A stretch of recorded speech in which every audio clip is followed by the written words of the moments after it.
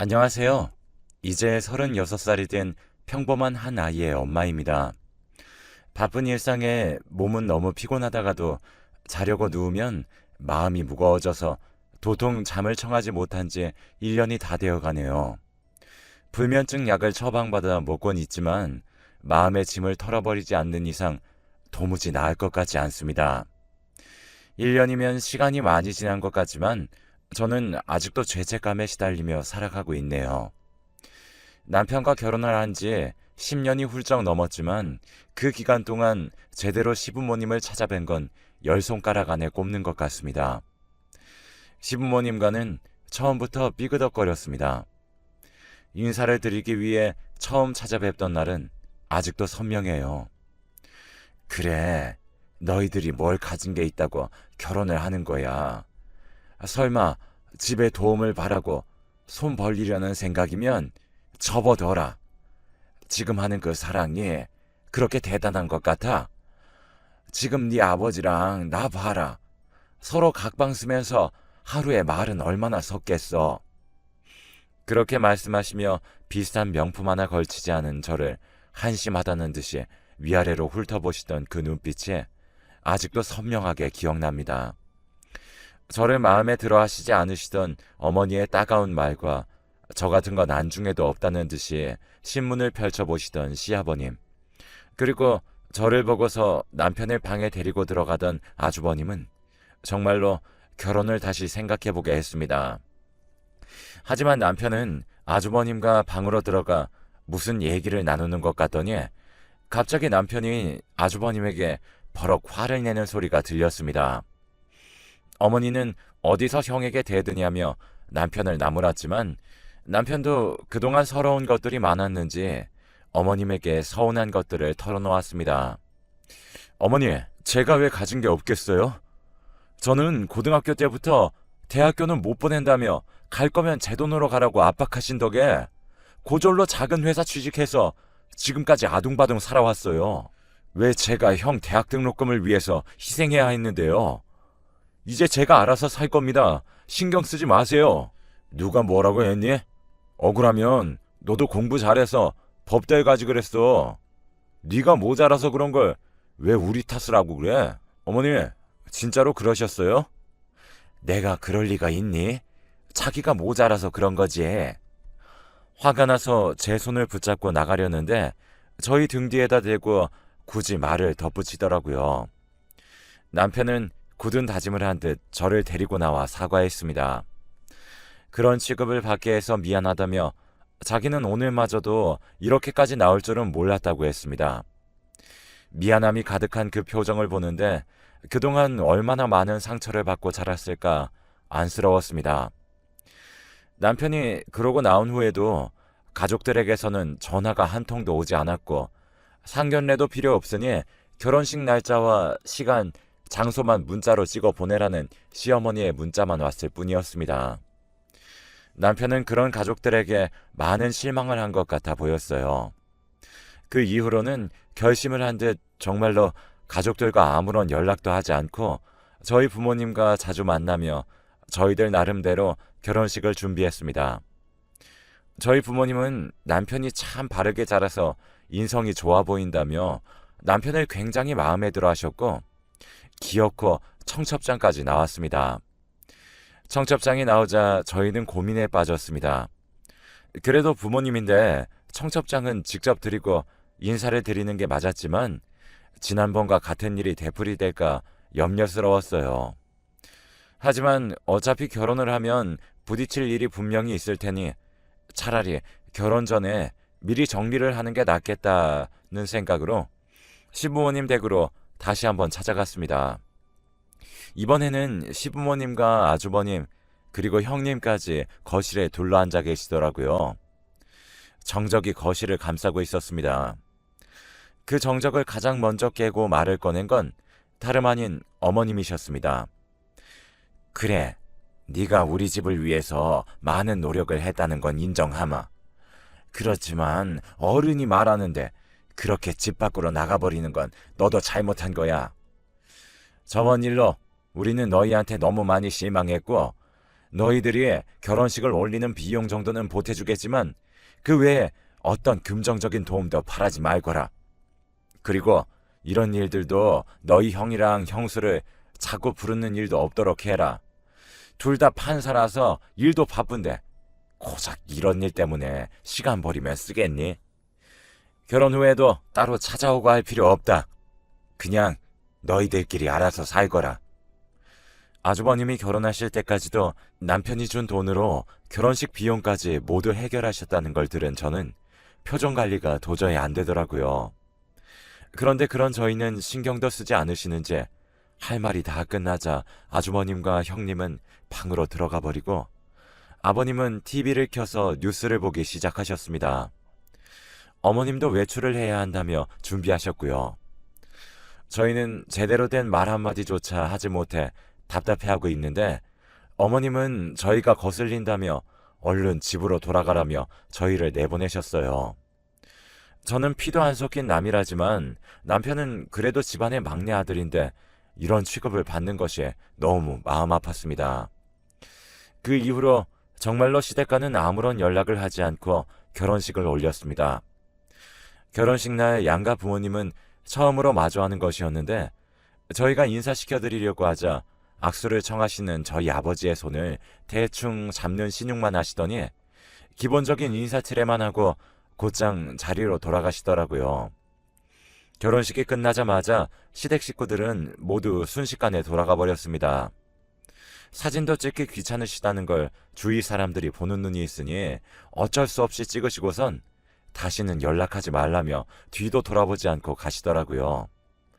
그 이후로 저는 신혼여행을 다녀와서 그래도 며느리 도리는 해야 할 것 같아 전화를 드렸지만 몇 번 만에 겨우 받으신 어머니는 이럴 필요 없으니 연락하지 말라며 전화를 끊으셨습니다.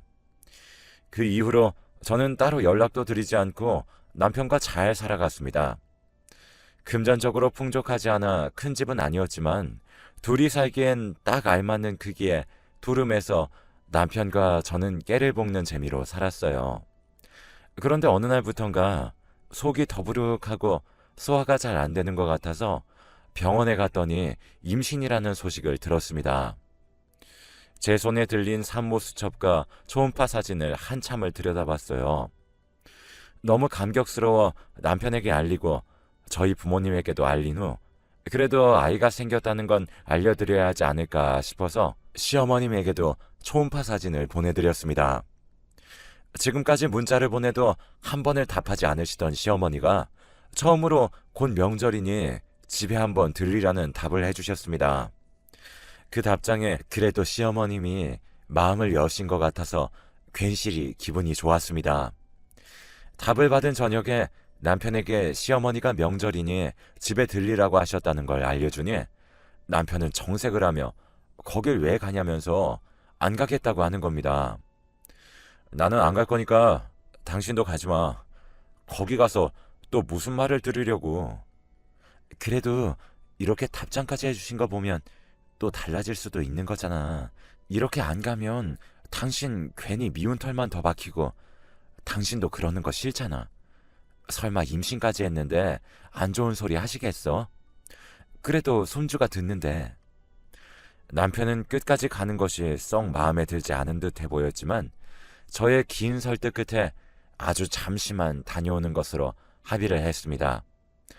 그리고 명절 당일 시댁을 가니 온갖 전들을 붙이고 계신 어머님은 제가 거실로 들어오자마자 앞치마를 던져주시며 얼른 와서 도우라고 하셨어요. 형님은 거실에서 TV를 보고 계셨는데 그런 형님에게는 아무 말도 안 하시고 저에게만 이러시는 게 조금 서운하기도 했지만 그래도 들어오자마자 분위기를 망칠 수는 없었기에 주방으로 들어가 전을 구웠습니다.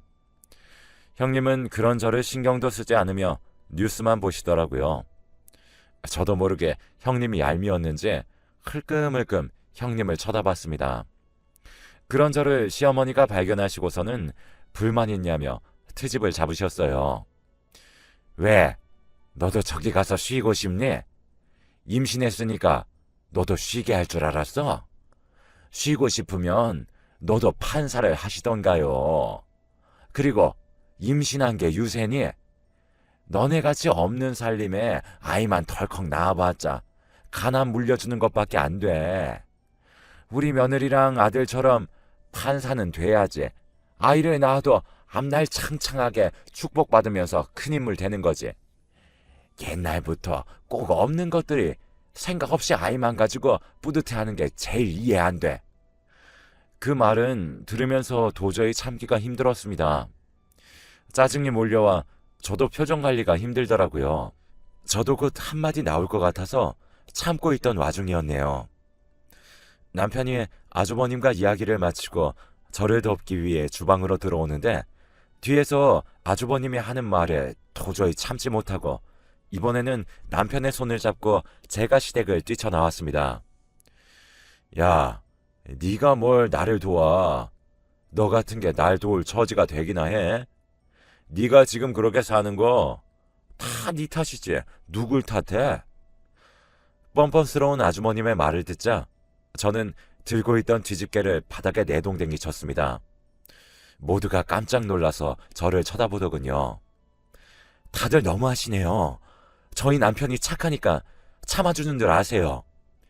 이런 사람들이 어디 가서 그래도 나름 배워먹은 사람들이라고 높은 자리에 앉아있으니 나라가 이 모양 이 꼴이지. 그리고 어머니, 자꾸 우리 며느리, 우리 아들 하시는데 저도 어머님 며느리고 남편도 어머님 아들이에요. 어쩜 같은 배로 낳으셨으면서 이렇게까지 두 아들을 차별하실 수가 있으세요? 그러니 첫째가 저 모양 저꼴이죠. 어디 고마운 줄도 모르고 자기 잘났다고만 하는 사람 밑에서 얼마나 큰 힘을 나오나 지켜봐야겠네요. 그럼 너도 용돈을 주던가. 어디서 큰 소리야? 그럴 재주도 없으면서 누가 누굴 평가해. 그리고 차별? 너 말 다 했니? 너 고작 임신했다고 예쁨 받을 줄 알고 여기 온 거 누가 모를 줄 알아? 참 너네는 능력도 없고 염치도 없구나. 그 와중에 콩고물은 탐이 나더니. 저희는 콩고물 바란 적도 없고 받은 적도 없네요. 안녕히 계세요. 처음에 어머님이 하신 말씀대로 다시는 찾아뵙지 않겠습니다. 그리고 저는 남편과 짐을 싸서 나왔습니다. 차에 탄 후로 제가 너무 씩씩거리고 있자 남편은 저를 안아주며 자기 대신에 화를 내줘서 고맙다고 하더라고요. 도저히 이 기분으로는 친정을 가도 풀리지 않을 것 같아 남편과 저는 그냥 집으로 돌아왔습니다. 그 이후로 아이가 태어날 때도 돌잔치를 할 때도 초등학교에 들어갈 때까지도 10년간 한 번도 시댁과는 연락을 하지 않고 살았습니다. 그래도 돌잔치같이 아이에게 큰일이 있으면 사진을 찍어서 어머님에게 보내긴 했어요. 여전히 답은 없었지만요. 그렇게 저희들끼리 행복하게 잘 살고 있었는데 아주버님이 어떻게 알고 저희 집으로 찾아오셨습니다. 그런데 저희에게 하는 말이 어머님이 폐암에 걸리셔서 이제 살 날이 얼마 남지 않았다며 돌아가시기 전에 어머님이 남편을 보고 싶어 한다는 이야기였습니다. 남편은 그게 무슨 소리냐며 이제 다 죽을 때 되어서야 찾는 자식이 맞기는 하냐며 자기는 보지 않겠다고 딱 자르고 아주버님을 쫓아냈습니다. 남편은 딱 잘라 말하기를 했지만 고민을 하는 듯 했습니다. 그 이후로 아주버님은 몇 번 더 찾아오셨지만 남편은 고민을 하면서도 여전히 만나지는 않겠다고 이야기했습니다. 그러자 어머님이 아픈 몸을 이끌고 직접 찾아오셨어요. 너희는 꼭 몸이 안 좋은 날에 여기까지 오게 해야겠어. 이래서 못 베어 먹은 것은 안 돼. 너는 할머니 보고 인사도 안 하니? 10년 만에 본 어머니는 정말로 몸이 말라서 걸어다니는 게 신기할 정도였습니다. 그리고 숨을 쉬는 게 힘드신지 말을 하는 도중에도 몇 번이나 숨을 몰아서 쉬셨습니다. 그런데 남편은 여기를 왜 찾아온 거냐며 당장 나가라고 소리쳤어요. 여기까지 찾아온 어미를 이렇게 내치는 몹쓸 자식이 세상 천하에 어디 있어? 지금까지 제가 어머니 자식이긴 했어요. 여기까지 찾아오신 거 보면 아직은 살만하신가 보네요. 얼른 돌아가세요. 그렇게 남편과 어머님은 실랑이를 벌였습니다. 10년 동안 어머님은 시댁에서 무슨 일이라도 당하신 건지 자기 말을 들어봐 달라고 하셨고 남편은 듣지 않겠다고 했습니다.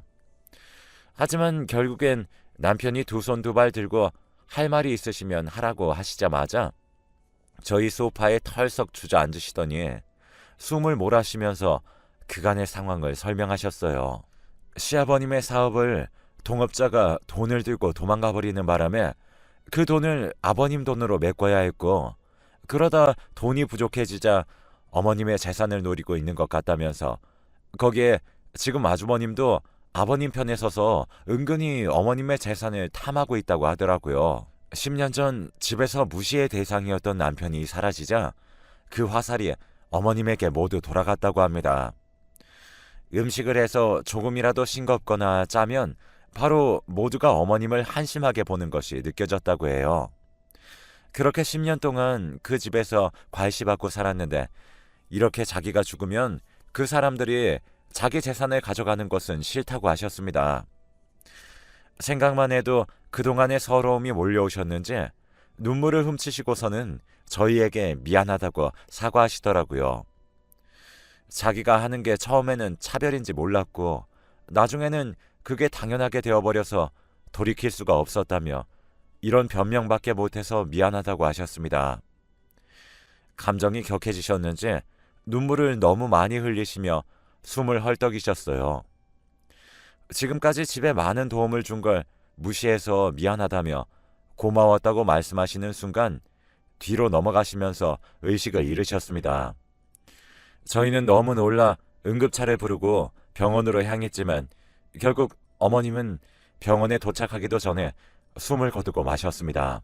이미 몸이 너무 많이 약해진 상태라 아주 약간의 스트레스로도 혈압이 오르는 것을 버티지 못하고 그대로 뇌출혈이 생기신 거라고 하더라고요.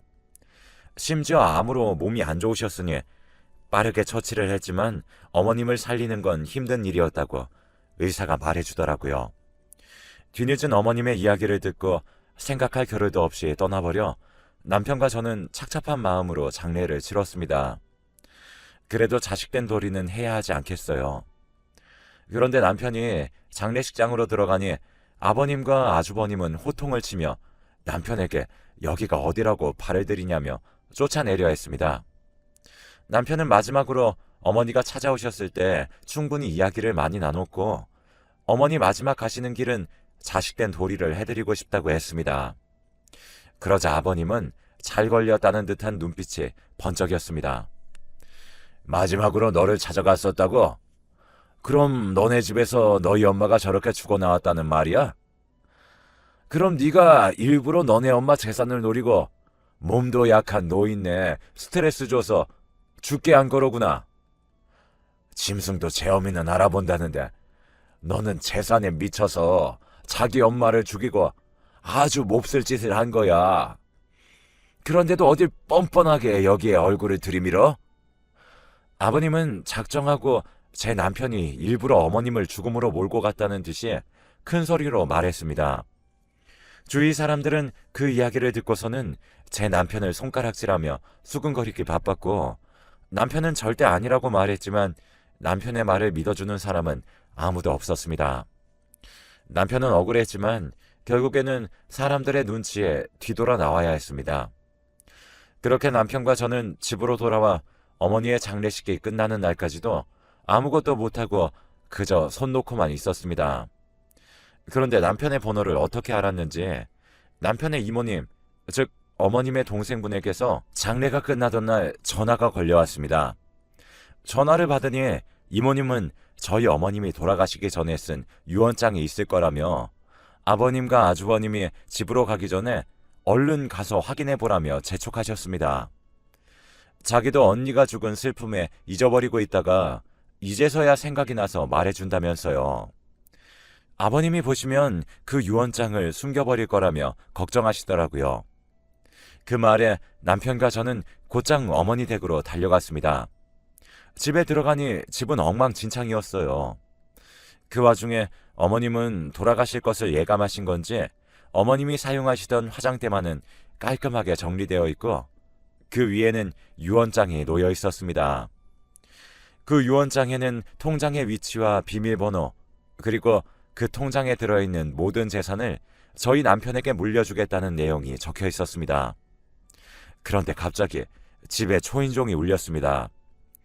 문을 두드리며 남편의 이름을 부르는 소리에 저희는 놀라서 문을 열었습니다. 문을 여니 경찰들이 저희 남편의 손에 수갑을 채우더라고요. 놀라서 제가 말리면서 무슨 일이냐고 물으니 아버님이 저희 남편을 재산을 노리고 일부러 어머님을 죽인 거라며 신고를 했다는 겁니다.